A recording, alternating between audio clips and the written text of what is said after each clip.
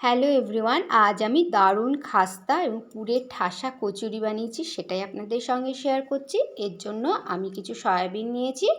সয়াবিনগুলো দুবার জল পাল্টে ধুয়ে আবারও জল দিয়েছি যাতে সয়াবিনগুলো ডুবে থাকে। এবারে আমি 10 থেকে 15 মিনিট ঢাকা দিয়ে রেখে দেবো যাতে সয়াবিনগুলো নরম হয়ে যায়। এদিকে একটা বাটিতে 1 কাপ ময়দা, সামান্য একটু লবণ, হাফ চামচ জোয়ান আর 2 চামচ রিফাইন্ড অয়েল দিয়েছি। এবারে এই সব কিছুকে ভালো মতো ঘষে ঘষে ভালো করে মিশিয়ে নিচ্ছি। এবারে মিশিয়ে নেওয়ার পরে এরকম মুঠো বেঁধে দেখব যে এটা মুঠো হচ্ছে কিনা। মুঠো হওয়ার পরে আবার এরকম ভেঙে দিলে যেন মুঠোটা খুলে যায়। তো তার এইরকম ময়ানটা দিতে হবে ময়দাতে, তাহলে কচুরিগুলো খাস্তে হবে। এবারে একটু একটু করে জল দিয়ে আমি এই ময়দাটা মেখে নিচ্ছি। এটা একটা সফট ডো তৈরি করতে হবে, কারণ পুরের তৈরি কিছু যদি আমরা পুরে ভরা কিছু বানাতে চাই তাহলে কিন্তু সেটার ডোটা সফট হতে হবে, নাহলে পুরগুলো বেরিয়ে যাবে। এবারে আমি এরকম একটা সফট ডো তৈরি করে নিয়েছি ভালো মতো ঠেসে খুব সুন্দর করে। তারপরে আমি এতে একটু সাদা তেল বুলিয়ে দিলাম যাতে না ড্রাই হয়ে যায়। তারপর ঢাকা দিয়ে এক সাইডে রেখে দিলাম। এদিকে ততক্ষণে এই সয়াবিনগুলো সফট হয়ে গেছে। আমি এবারে জল চেপে জলটা বের করে দিয়ে আমি সয়াবিনগুলো তুলে নিচ্ছি। এই সব কটা সয়াবিন থেকে আমি জল চেপে বের করে দিয়েছি জলটা। তারপরে এই সয়াবিনগুলোকে একটা মিক্সিং জারে নিয়ে একটু ঘুরিয়ে নেব। আমি এর মিক্সিং জারে দিয়ে ঘুরিয়ে নিলাম। এটা ঠিক এই যে এরকম দানা দানা থাকবে সেরকমই ঘুরিয়ে নিচ্ছি। এদিকে একটা প্যান বসিয়ে ওভেনে গরম করে এতে দিয়ে দিয়েছি বড় চামচের 1 চামচ রিফাইন্ড অয়েল। তারপরে দিয়ে দিয়েছি হাফ চামচ গোটা জিরে আর 2 পিঞ্চ মতো হিং। তারপরে আমি দুটো বড় সাইজের পেঁয়াজ কুচি করে কেটে মিহি করে কেটে নিয়েছিলাম, সেগুলো দিয়ে দিলাম। এবার একটু নাড়াচাড়া করার পরে দিয়ে দিচ্ছি হাফ ইঞ্চি গ্রেট করা আদা আর দুটো মতো কাঁচা লঙ্কা কুচি দিলাম। আর আমি কিছু ধনেপাতা, আমার কাছে ছিল না, ডাঁটিগুলো ছিল নরম, সেই ডাঁটিগুলো ধনেপাতা দিয়ে দিয়েছি। আপনাদের কাছে ধনেপাতা থাকলে ধনেপাতা দেবেন। এবার একটু নাড়াচাড়া করে নিলাম। পেঁয়াজের সফটনেস চলে এলে আর এর কাঁচা ভাবটা চলে গেলেই হবে।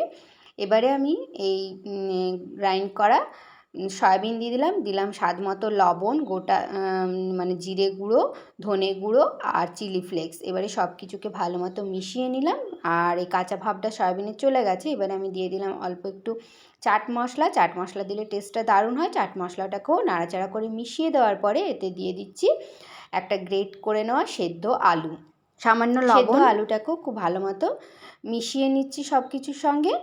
এবারে এটা ভালো মতো মিশে এসছে। এতে দিয়ে দিচ্ছি সামান্য গরম মশলার গুঁড়োটাকেও ভালো মতো মিশিয়ে নিলাম। এবারে এটা আমার রেডি হয়ে গেছে পুরটা। আমি ওভেনটা অফ করে এই প্যানটা নামিয়ে নিয়েছি। এবারে এই পুরটাকে ঠান্ডা করে নেব।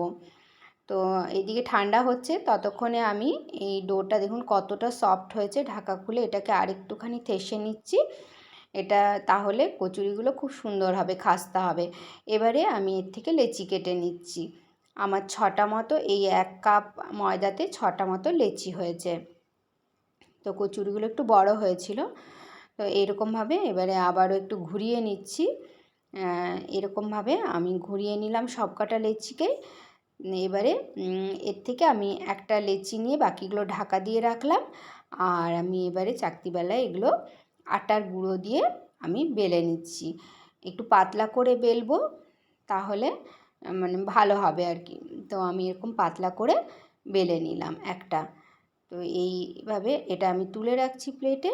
এই একইভাবে সব কটাই আমি আগে এরকম লুচির মতো পাতলা করে, লুচিটা মোটা হয় তবে লুচির সাইজের আর কি, রুটির থেকে ছোট, সেরকমভাবে আমি বেলে নিচ্ছি।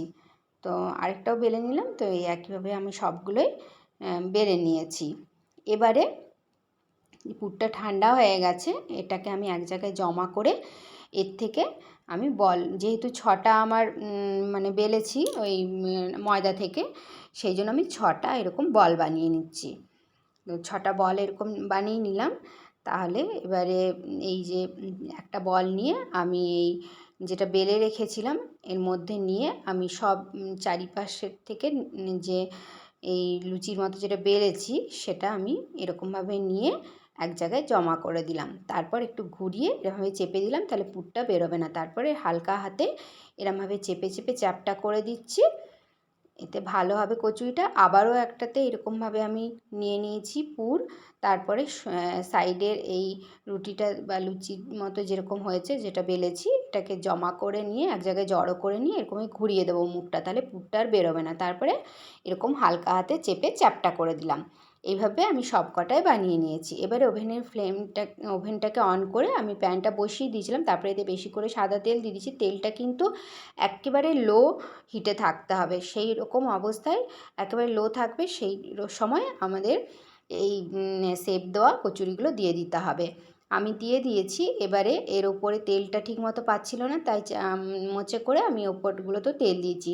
একেবারে লো ফ্লেমে এই কচুরিগুলো ভাজতে হবে, তাহলেই খাস্তা হবে এবং অনেকক্ষণ খাস্তা থাকবে। তো এরকমভাবে যখন ওপর পিঠের কাঁচা পাপটা চলে গেছে, তখন আমি ওই একটা পাশ উল্টে দিলাম। এরকমভাবে আর দেখুন কচুরিগুলো বেশ ফুলে উঠেছে আর তেলে ভাসছে। এবারে এরকমভাবে উল্টে পাল্টে আমি কচুরিগুলোকে একেবারে লো ফ্লেমে বরাবর প্রথম থেকে শেষ পর্যন্ত, মানে ভেজে নেওয়ার লাস্ট স্টেপ পর্যন্ত এগুলোকে লো ফ্লেমেই আমি রেখেছি। তো এরকমভাবে লো ফ্লেমে উল্টে পাল্টে দেখুন কতটা ফুলেছে কচুরিগুলো। তো এগুলো আমার এরকম কালার চলে এসছে সুন্দর একটা। আর এবারে আমি কচুরিগুলোকে তুলে নিচ্ছি প্রথমবার এগুলো। তো প্রথমবার আমি 4টে দিয়েছিলাম, তো এইভাবে তুলে নিলাম। আর বাকি দুটো আবার একইভাবে লো ফ্লেমে ভেজে নিয়েছিলাম। ওভেনের ফ্লেমটা আমি অফ করে দিয়েছিলাম, আবার অন করেছিলাম, কারণ একটু বেশি গরম হয়ে গেছিলো প্রথমবারে ভাজার পরে। ঠিক এরকম খাস্তা কচুরি তৈরি হয়ে গেল ফোলা ফোলা।